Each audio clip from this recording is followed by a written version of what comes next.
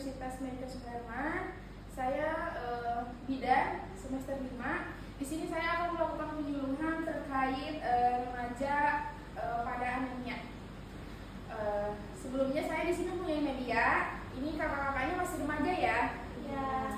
Di sini saya punya media berbentuk leaflet. Nanti saya akan membagikan satu-satu leafletnya untuk dilihat dan boleh dibaca juga. Nanti sambil saya menjelaskan. Ya. Ini leafletnya ya, Pak. Maaf. Kalau ada yang kebagian dua, tolong dikirim di ketemunya. Oh, ke belakang. Ada yang masih kebagian? Satu bagian? Nah, udah. Oke, baik. Baik, di sini boleh dilihat ya leafletnya. Oke. Di sini ada yang berjudul temanya remaja putri anti anemia. Sebelumnya ada yang udah tahu apa itu anemia, kakak-kakaknya? Belum ya?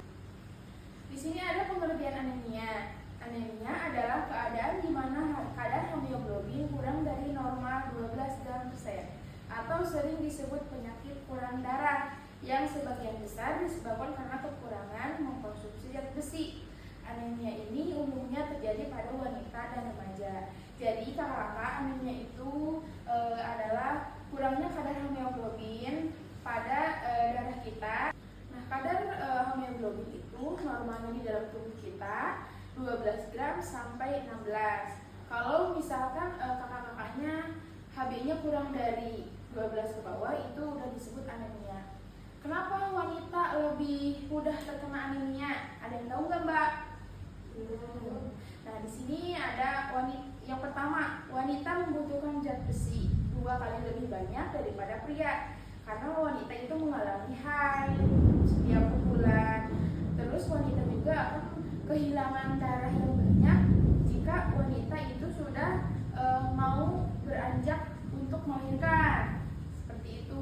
Yang kedua, wanita umumnya kurang mengkonsumsi makanan yang mengandung zat besi seperti daging, ikan, ati, tempe, sayuran berwarna hijau, atau kacang-kacangan beserta buah. Biasanya kakak-kakak ini remaja yang di usia-usia sekarang ini ya, apalagi di zaman Gen Z ya, seperti kakak-kakaknya ini kurang mengkonsumsi makanan zat besi yang contohnya seperti daging, ikan, seperti itu. Nah, zat besi ini dibutuhkan oleh tubuh untuk memproduksi darah dalam tubuh. Jadi hemoglobin itu kekurangannya zat besi karena pola makan kita yang tidak benar atau pola hidup kita yang tidak sehat. Nah, apa tanda-tanda anemia? Di sini ada 5L. Yang pertama ada lemah, lesu, letih, lelah, dan lunglai. Disertai dengan pusing, mata berkunang-kunang, muka, tangan, dan kelopak mata bagian dalam pucat. Nah, sering juga mengantuk seperti itu. Terkadang tanda-tanda pada remaja atau siapapun itu yang mengalami anemia itu konsentrasinya terganggu seperti itu. Nah, ada bahaya juga anemia jika kita terkena anemia. Yang pertama yaitu pada anak dan remaja seperti kita ini ya. Yang pertama itu pada anak menjadi kurang cerdas.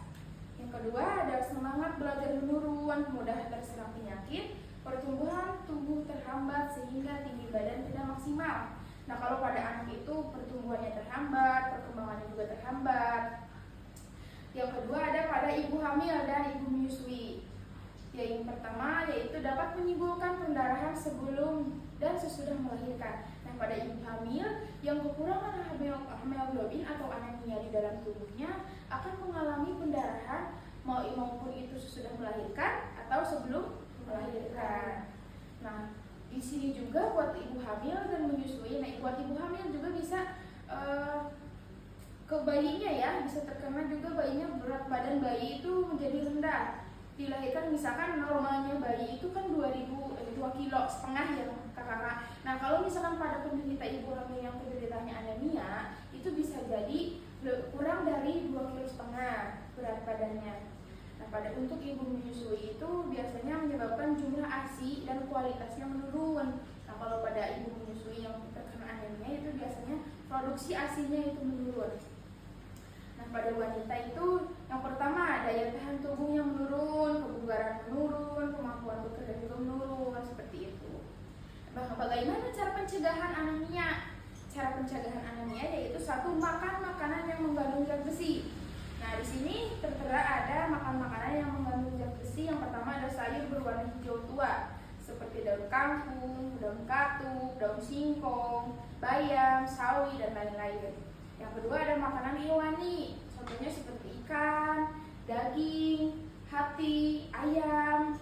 Yang ketiga ada kacang-kacangan. Kalau kacang-kacangan seperti kita makannya dari tempe, tahu, kacang merah, kacang hijau, kacang panjang, kecipir, atau buncis. Nah, yang terakhir ada juga makanan yang dapat meningkatkan hemoglobin, yaitu dari buah-buahan.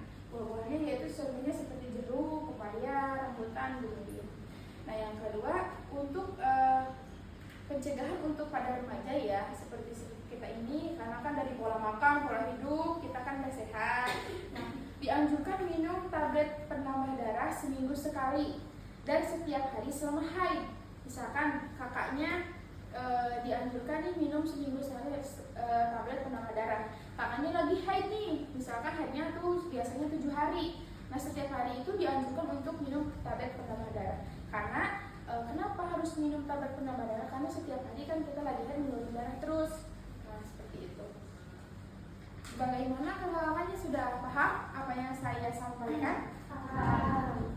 Baik, segitu saja dari saya. Untuk kedepannya saya sudah melakukan penyuluhan, kakak-kakaknya sudah mengerti. Saya sarankan kakak-kakaknya lebih mengatur pola hidup, pola makan. Lebih baiknya juga dicek juga kadar hemoglobin di dalam tubuh kita, seperti itu. Apakah ada yang ditanyain kakak-kakak? Tidak. Baik, terima kasih atas waktunya. Mohon maaf bila dari saya ada kekeliruan, ada kata-kata yang kurang enak, ada penjelasan yang belum dimengerti. Terima kasih. Wassalamualaikum warahmatullahi wabarakatuh. Waalaikumsalam warahmatullahi wabarakatuh.